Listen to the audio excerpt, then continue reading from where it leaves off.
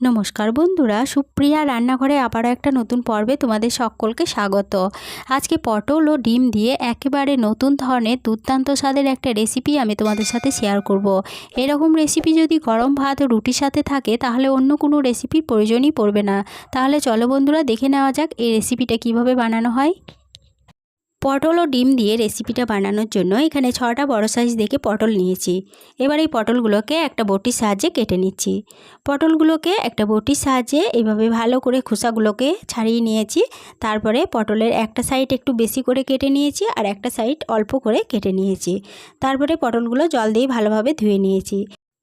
এবার পটলের যে সাইডটা একটু বেশি করে কেটে নিয়েছিলাম সেই সাইডটা একটা ছুরি দিয়ে এইভাবে প্রথমে গোল করে ঘুরিয়ে কেটে নিচ্ছি। ছুরির সাহায্যে প্রথমে এইভাবে গোল করে ঘুরিয়ে কেটে নেওয়ার পর একটা কাঁটা চামচের সাহায্যে পটলের ভিতরে যে বেচনগুলো আছে সেগুলো বের করে নিচ্ছি। এইভাবে যদি ছুরির সাহায্যে প্রথমে মাথার দিকটা কেটে তারপরে যদি বিচনগুলো বের করে নেওয়া হয় তাহলে খুব সহজেই বিচনগুলো বেরিয়ে আসবে। একটা দেখিয়ে দিলাম, আর যাদের বুঝতে অসুবিধা হয়েছে তাদের জন্য আরও একটা দেখিয়ে দিচ্ছি। প্রথমে ছুরির সাহায্যে এইভাবে মাথার দিকটা একটু কেটে নিয়ে তারপরে এই বিচনগুলো বের করতে হবে, তাহলে বিচনগুলো বেরোতে কোনো রকম অসুবিধা হবে না আর খুব সহজেই বিচনগুলো বেরিয়ে যাবে। এখানে দুটো পটলের বিচন বের করা দেখিয়ে দিলাম, আর এইভাবে সমস্ত পটলের বিচনগুলো বের করে নিয়ে আবারও দেখাচ্ছি। সমস্ত পটলের বিচনগুলো বের করে নিয়েছি। এবার এই পটলগুলোকে একটা সাইডে সরিয়ে রাখছি। এদিকে নিয়েছি 4টে ডিম, ডিমগুলোকে জল দিয়ে ভালোভাবে ধুয়ে নিয়েছি। এবার এই ডিমটাও একটা সাইডে সরিয়ে রাখছি। এদিকে একটা পাত্র নিয়েছি। এবার এই পাত্রের মধ্যে 4টে ডিমকে ফাটিয়ে নিয়ে নেব।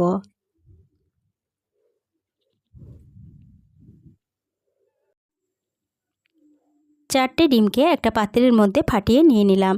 এবার এই ডিমের মধ্যে দিয়ে দেব দুটো মিডিয়াম সাইজের পেঁয়াজ কুচি। দুটো মিডিয়াম সাইজের পেঁয়াজকে এভাবে খুব ছোট ছোট করে কুচি করে রেখে জল দিয়ে ভালোভাবে ধুয়ে নিয়েছিলাম। পেঁয়াজ কুচিগুলো ডিমের মধ্যে দিয়ে দিলাম।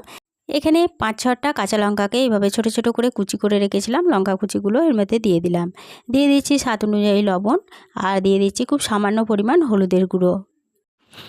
এবার এই ডিম চারটেকে একটা কাঁটা চামচের সাহায্যে খুব ভালো করে ফেটিয়ে নেব। এখানে আমি ডিমটা ফেটানোর জন্য কাঁটা চামচ ব্যবহার করেছি, তবে তোমরা চাইলে হাতের সাহায্যে ডিম চারটাকে ফেটিয়ে নিতে পারো। ডিমগুলোকে ফেটিয়ে নিয়ে একটা সাইডে সরিয়ে রাখলাম। এদিকে একটা বাটির মধ্যে নিয়ে নিয়েছি 1 কাপ পরিমাণ আটা। এবার এই আটাটাকে অল্প অল্প করে জল দিয়ে, খুব ভালো করে মাখবো না, মোটামুটি একটু আটাটাকে মেখে নিচ্ছি। আটাটা মোটামুটি মাখানো হয়ে গেছে। এবার এই আটাটা একটা সাইডে সরিয়ে রাখছি।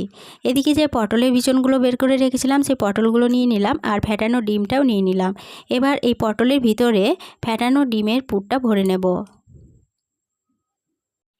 এইভাবে একটা করে পটল নেব আর একটা হাতার সাহায্যে এই ফ্যাটানো ডিম পটলের ভিতরে ভরে নেব।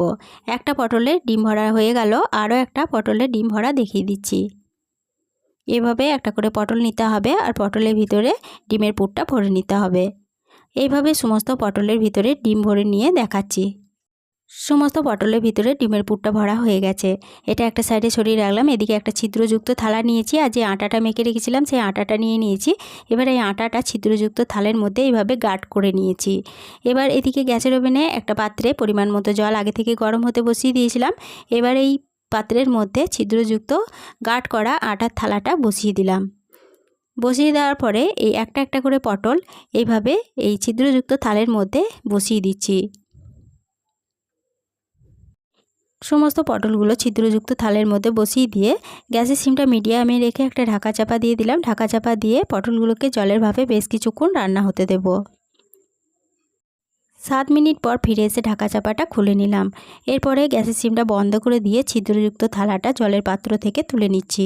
জলের পাত্র থেকে তুলে নেওয়ার পর বেশ কিছুক্ষণ রেখে ঠান্ডা করে নিয়েছিলাম। ঠান্ডা করে নেওয়ার পরে এই পটলগুলো এই ছিদ্রযুক্ত থাল থেকে তুলে নিচ্ছি।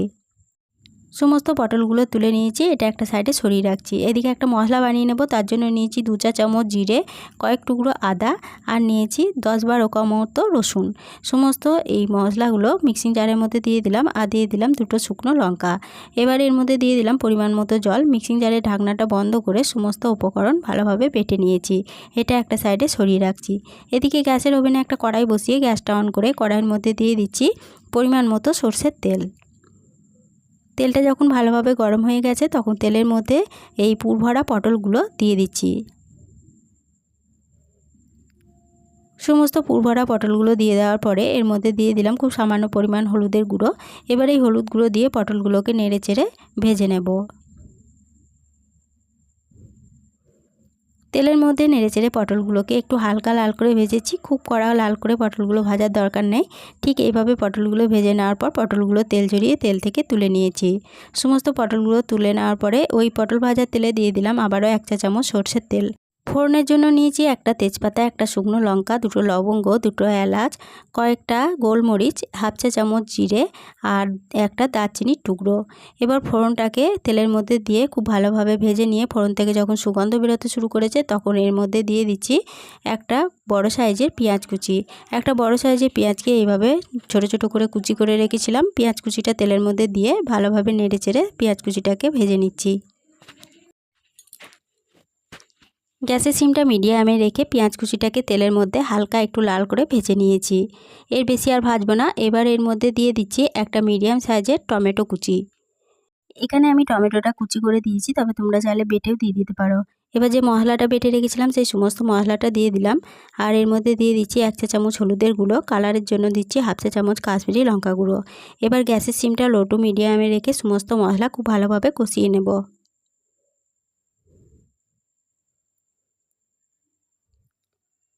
গ্যাসের সিমটা লো টু মিডিয়ামে রেখে সমস্ত মশলা প্রথমে 4 মিনিট মতো কষিয়ে নিয়েছি। এবার এই মশলার মধ্যে দিয়ে দিচ্ছি মশলার বাটিটা ধুয়ে সামান্য পরিমাণ জল। জলটা দিয়ে আবারও গ্যাসের সিমটা লো টু মিডিয়ামে রেখে আবারও মশলাটাকে ভালোভাবে কষিয়ে নেব। গ্যাসের সিমটা আবারও লো টু মিডিয়ামে রেখে মশলাটাকে আবারও 3 থেকে 4 মিনিট মতো কষিয়ে নিয়েছি। সম্পূর্ণ মশলা থেকে সম্পূর্ণ তেল ছেড়ে দিয়েছে, মানে মশলাটা খুব ভালো মতো কষানো হয়ে গেছে। এবার এই মশলার মধ্যে দিয়ে দিচ্ছি ভেজে তুলে রাখা পটলগুলো। সমস্ত পটলগুলো দিয়ে মশলার সাথে একটু নেড়ে চেড়ে কষিয়ে নিচ্ছি। পটলগুলোকে মশলার সাথে 1 মিনিট মতো নেড়েচেড়ে কষিয়ে নেওয়ার পরে এর মধ্যে দিয়ে দিচ্ছি পরিমাণ মতো জল। এখানে আমি জলটা 1 গ্লাস পরিমাণ ব্যবহার করেছি, তবে তোমরা যেরকম গ্রেভি রাখতে চাও সেরকম অনুযায়ী জলের পরিমাণটা কম বেশি করে নিতে পারো। জলটা দিয়ে সমস্ত উপকরণের সাথে ভালোভাবে নেড়েচেড়ে মিশিয়ে নিয়ে এর মধ্যে দিয়ে দিচ্ছি স্বাদ অনুযায়ী লবণ আর দিয়ে দিচ্ছি 1/2 চা চামচ চিনি।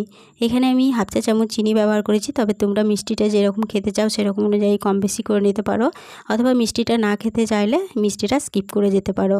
এবার গ্যাসের সিমটা মিডিয়ামে রেখে একটা ঢাকা চাপা দিয়ে এটাকে 5 মিনিট মতো রান্না হতে দিয়েছিলাম। 5 মিনিট পর ফিরে এসে ঢাকা চাপাটা খুলে নিয়ে সমস্ত উপকরণ একবার ভালোভাবে নেড়েচেড়ে নিয়ে এর মধ্যে দিয়ে দিলাম খুব সামান্য পরিমাণ গরম মশলার গুঁড়ো।